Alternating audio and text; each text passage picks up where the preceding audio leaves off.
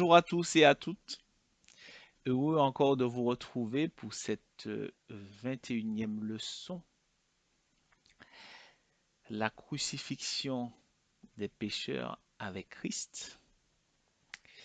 Nous voulons encore rendre grâce à Dieu pour ces temps d'enseignement, ces temps d'édification de son corps, ces temps pour notre propre transformation. Vous êtes donc à l'école prépa au ministère de la parole. Nous avançons jour après jour, étape après étape.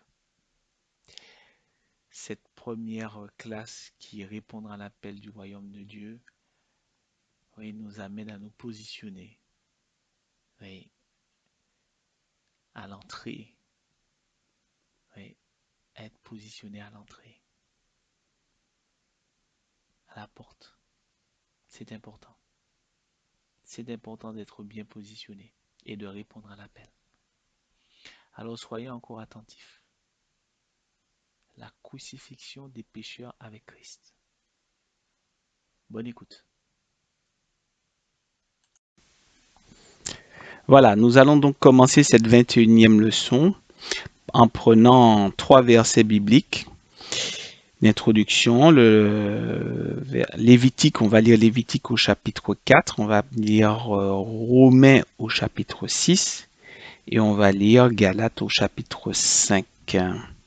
Donc, commençons donc par prendre Lévitique au chapitre 4 du verset 1 au verset 7.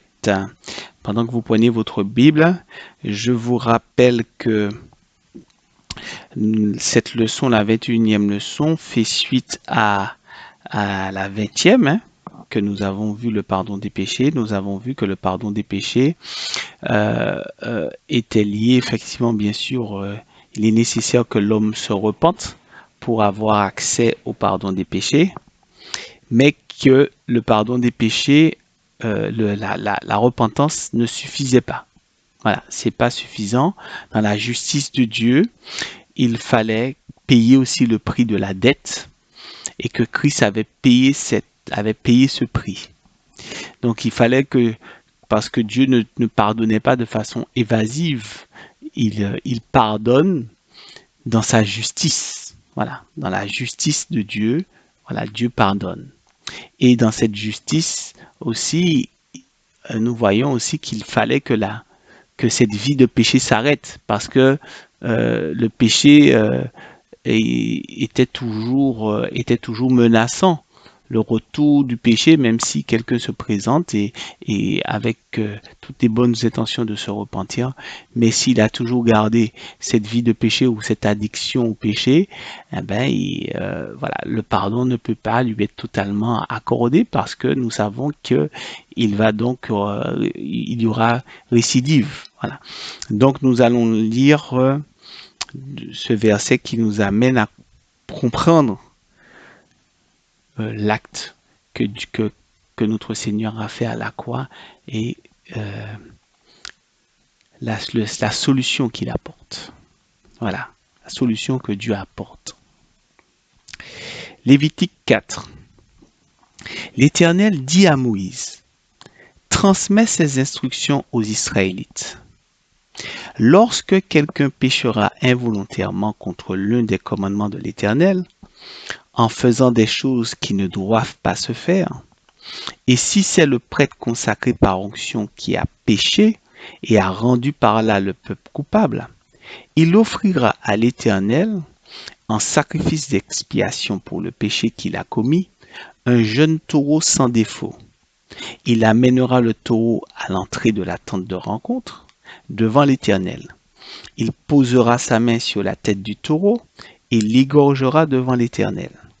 Le prêtre consacré par onction prendra du sang du taureau et la portera dans la tente de la rencontre.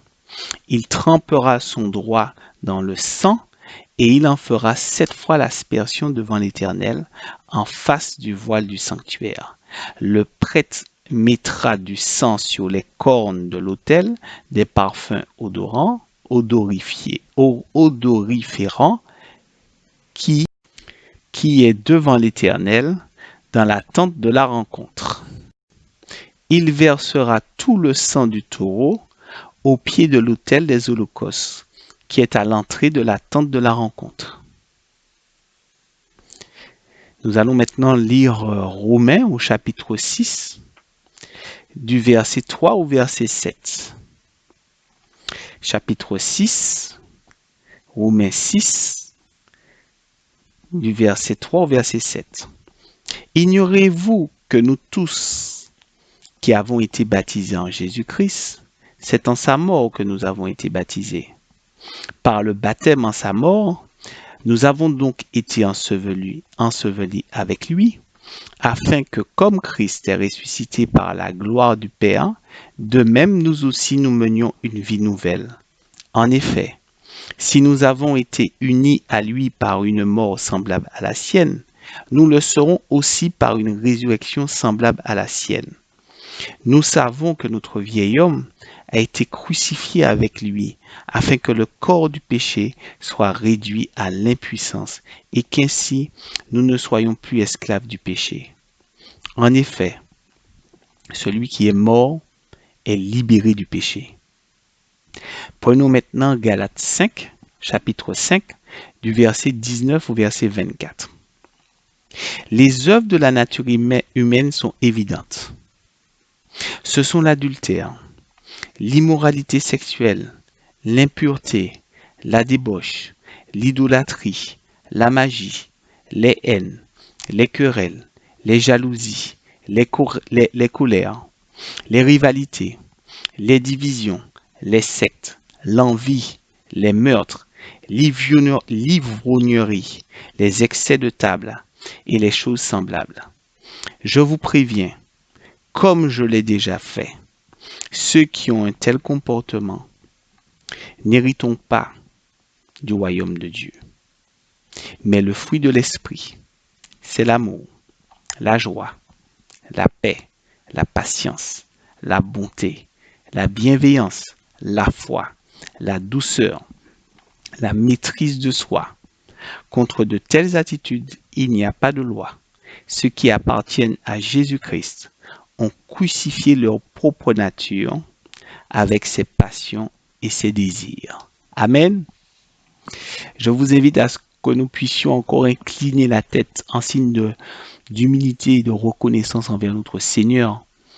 Oui, nous voulons encore te rendre grâce. Oui, pour cet instant. Parce que tu nous amènes encore, jour après jour, Saint-Esprit, à avoir la révélation du sacrifice du Fils de Dieu. Oui, afin que nous soyons dans le bonheur et nous soyons dans la pleine révélation, la pleine connaissance, oui, de notre justification, de ce qui a été acquis, du pardon des péchés et de la crucifixion, de notre crucifixion avec Christ à la croix. Alors, Saint-Esprit, que dans cet instant, oui, tu prennes le contrôle de tout ce qui n'est pas à ta gloire et qui voudrait nous empêcher de saisir la révélation de ces choses qui nous sont cachées. Oui, et qu'aujourd'hui tu souhaites révéler à notre cœur. Sois béni, nous t'avons prié dans le doux et précieux nom de ton Fils Jésus-Christ et pour ta seule gloire. Amen. Oui, Amen. Nous avons effectivement vu précédemment que Christ a été la victime expiatoire pour le péché du monde. Ça, on l'a lu dans Romains, chapitre 3, au verset 24. Et là, aujourd'hui, dans Lévitique 4, on voit que Dieu a donné à Moïse une procédure pour le sacrifice d'expiation. Cette procédure était l'ombre du sacrifice de Christ. Je rappelle qu'expier signifie réparer une faute ou réparer un crime. Là, nous voyons que le prêtre qui est oint, c'est aussi une personne collective.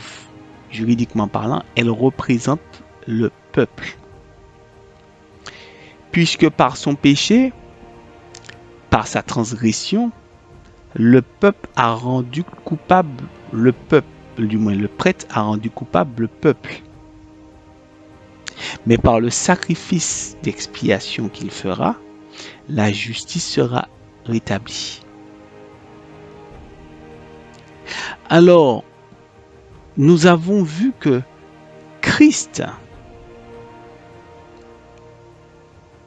le Fils de Dieu, est à la hauteur du prix qu'il fallait payer sur la balance de l'ensemble du péché du monde. Puisque Christ est le Fils de Dieu, Dieu s'est fait homme en Jésus-Christ. Donc, il s'est donné, c'est sa vie qu'il a mis en Christ. C'est lui-même, il s'est donné en sacrifice. Il n'y a pas de plus bel amour, oui, que de donner sa vie pour ceux que l'on aime. Dieu s'est donné lui-même en sacrifice. Il a donné sa vie en Christ. Celle qui pouvait faire le poids dans la balance de la justice de Dieu en face du péché du monde. Ce péché du monde comprend autant les péchés que nous avons vus depuis Adam jusqu'à nos jours, jusqu'au péché à venir, jusqu'à la fin du monde, jusqu'au renouvellement de toutes choses. Donc, seul Christ est la victime expiatoire qui règle le péché du monde. Mais là, Dieu donne en amont une procédure expiatoire. Cette procédure expiatoire ne peut fonctionner que sur la base de Christ. Parce que seul Christ fait le poids. Et nous allons voir combien cette procédure n'est que l'ombre. Elle explique des choses. Pourquoi? Voyons voir. Dans la procédure, il est choisi un jeune taureau, sans défaut, pour le sacrifice. Le taureau est l'une des 4 faces de notre Sauveur, de notre Seigneur Jésus-Christ, qui est expliqué en Ézéchiel 1:10. Oui, il a vu au centre du trône ce qu'il y avait. Et il a vu cette chose qui avait 4 faces. Une face d'homme, une face de lion, une face de taureau et une face d'aigle. Les 4 facettes de notre Sauveur. Le lion de la tribu de Juda.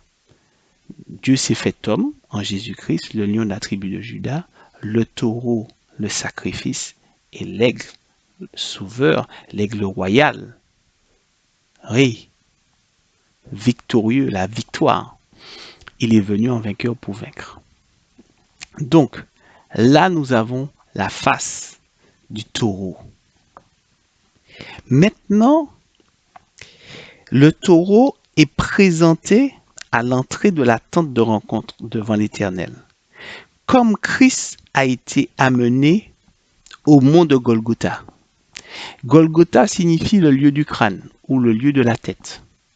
La tête, c'est Dieu qui est la tête. Christ est la tête du corps.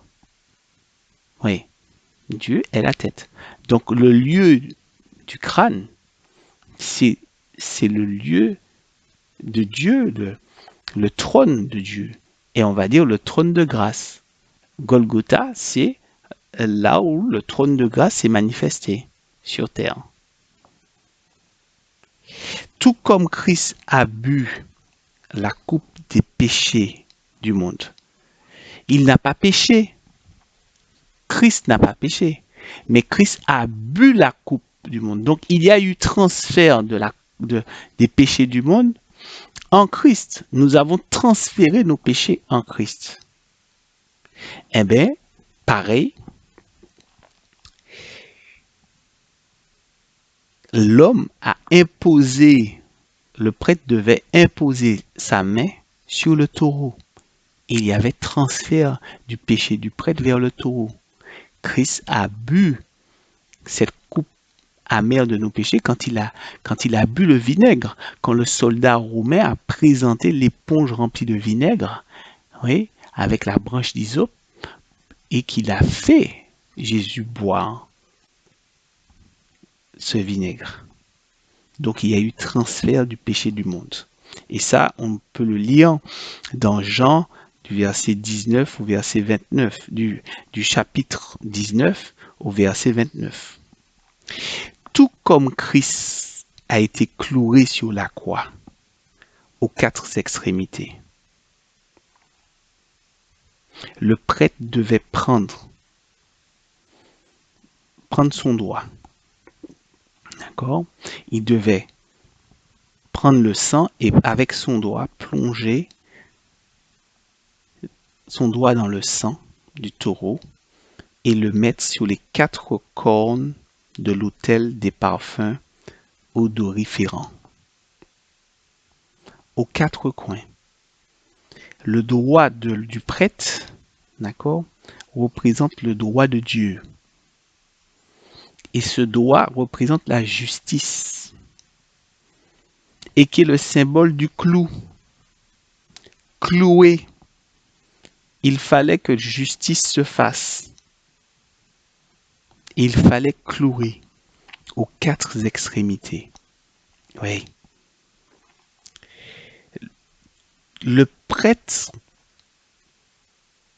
tout comme Christ, vous voyez, son sang aussi, quand il était cloué sur la croix, son sang qui dégouline et qui suit le sens de son corps, parce que le sang coule, mais il coule puisque les Romains, on expliquait que les Romains, quand ils sacrifiaient, ils faisaient des morts lentes, c'était pour que et ils exposaient ces personnes à l'entrée de la ville pour que tout le monde puisse le voir et puisse savoir combien il faut rester docile aux Romains et ne pas rentrer en rébellion contre Rome.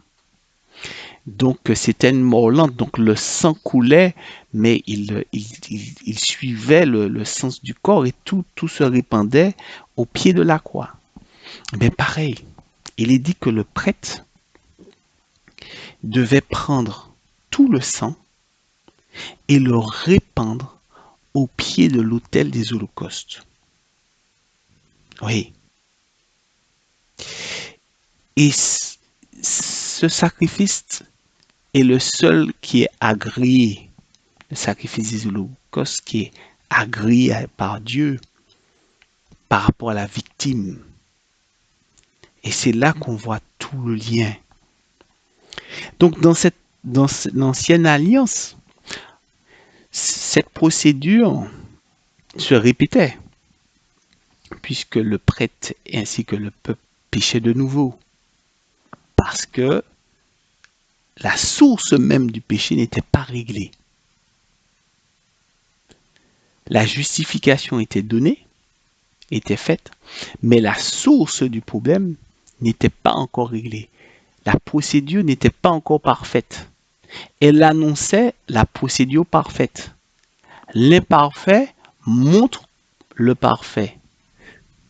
L'ombre des choses amène la révélation de la chose. Et donc cette procédure amène à voir et à comprendre que péché sur péché, à un moment, il faut arrêter le processus. La source, il faut arracher, il faut déraciner la source du péché. Oui. Et cette source du péché qui est là, qui est présente dans l'homme, c'est sa nature. C'est le vieil homme. C'est la nature adamique qui est dans l'homme. Et c'est ça qu'il faut arracher. Ce qui manquait dans l'ancienne procédure, qui n'était pas parfaite, c'était la mort de ce vieil homme. Oui, il faut que ce vieil homme meure. Dans Romains 6,6, on voit qu'il y a 3 agents importants qui participent au péché. On a le péché, on a le vieil homme et on a le corps. Nous avons vu précédemment que le péché est personnifié. C'est un maître. C'est un Seigneur puissant. Il lie et il embrouille et il force l'homme à commettre le péché. Quant au vieil homme, c'est notre propre personne, dont il existe au plus profond d'elle un amour pour le péché, un amour pour ce maître. Oui. Quand vient la tentation, l'homme, la nature, le vieil homme, là, la nature, il se réjouit en entendant son appel, en entendant l'appel de du péché, la tentation qui vient, qui l'appelle à un truc, et là il succombe avec plaisir à son influence.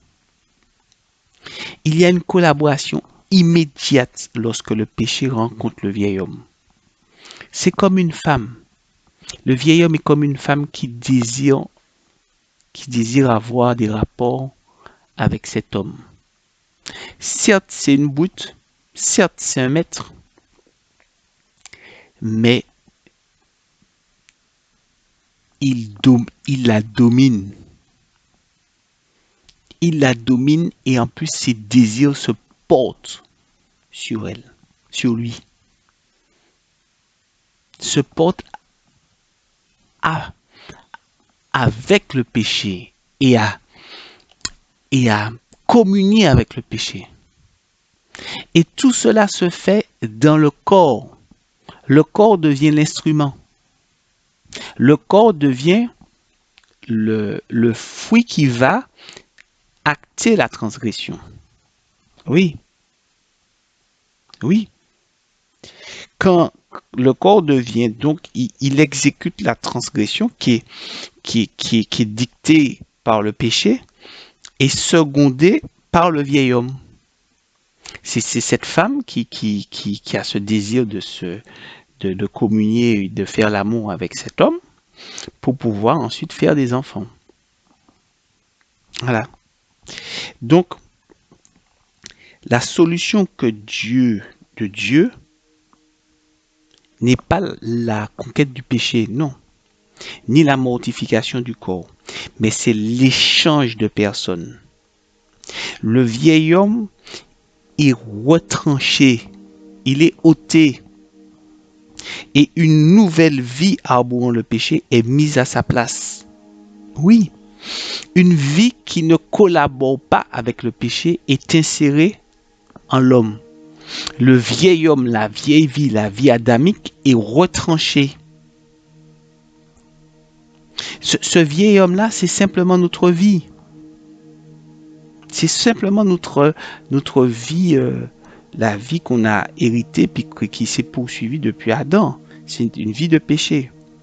Lorsque le vieil homme est mis à mort, cela signifie que l'ancienne vie est finie, qu'une nouvelle vie est mise à sa place. Oui, regardez, tout comme Saul est devenu l'apôtre Paul, celui qui a reçu la nouvelle vie, il devient un nouvel homme. On l'appelle, c'est un nouvel homme. Quand vient la tentation, le nouvel homme fuit naturellement le péché. Et il ne prête plus attention aux attraits du péché.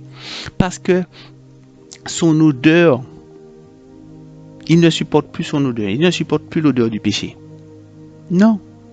Il ne supporte plus la vie, il ne supporte plus sa façon de faire et autres. Il ne supporte pas. Voilà. Parce que il ne peut pas collaborer. Oui. Il ne va pas abonder au progrès du péché, non. Il va au contraire. Au contraire. Cependant, vous voyez, mourir, c'est pas une chose facile. C'est pas une chose facile, non. Et c'est pour ça qu'il est dit dans Galates 5, du verset au chapitre 5, du verset 19 au verset 24 qu'on a lu ensemble. Oui, mais le fruit de l'esprit, c'est l'amour, la joie, la paix, la patience, la bonté, la bienveillance, la foi, la douceur, la maîtrise de soi. Contre de telles attitudes, il n'y a pas de loi. Ceux qui appartiennent à Jésus-Christ ont crucifié leur nature propre avec ses passions et ses désirs. Oui, mourir n'est pas chose aisée. Arrêter l'ancienne vie pour recevoir une nouvelle vie, c'est pas chose aisée. Mais Christ l'a fait pour nous. Dieu, la solution de Dieu, c'est il nous a inclus en Christ. Il nous a mis en lui. Et lorsqu'il nous a mis en lui, à ce moment-là, il a crucifié son fils. Il nous a fait mourir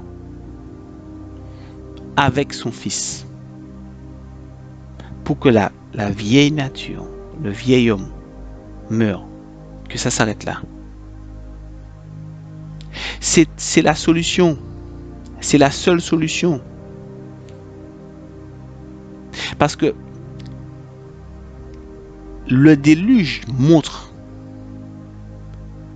que transgression sur transgression, l'histoire du déluge avec Noé montre que effectivement, pour refaire partir les choses, il fallait arrêter le processus puisque la corruption était arrivée à un tel point que la nature même de l'homme corporellement avait changé de forme.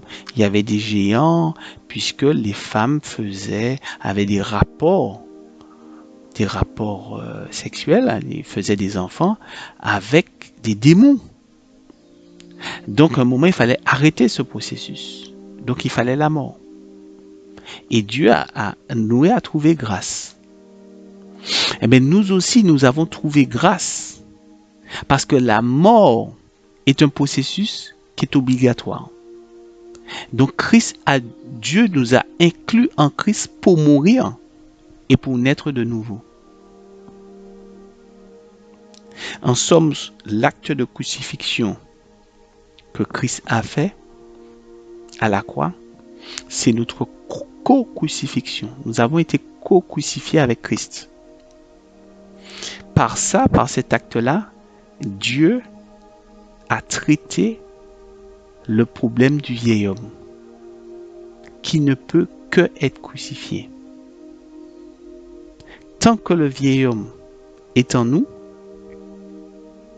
tant qu'il agit, tant que c'est lui qu'il fait en nous, cela produira toujours du péché. Dieu ne veut pas de ce vieil homme parce qu'il sait que ce vieil homme n'est pas la solution du bonheur. Notre ancienne vie n'est pas la solution du bonheur. Notre ancienne nature n'est pas la solution du bonheur.